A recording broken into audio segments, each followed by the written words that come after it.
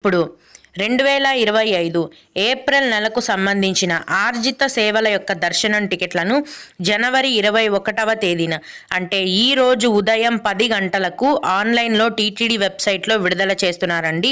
ఆర్జిత సేవలు అంటే కళ్యాణోత్సవం, ఊంజల్ సేవ, సహస్ర దీపాలంకరణ సేవ మరియు ఆర్జిత బ్రహ్మోత్సవం. ఈ సేవలను ఆర్జిత సేవలు అంటారు. ఈ సేవా టికెట్ల యొక్క ధర అనేది ఒకరికి 500 రూపాయలండి. ఒక ఐడితో ఇద్దరికి ఈ టికెట్లను బుక్ చేసుకోవచ్చు.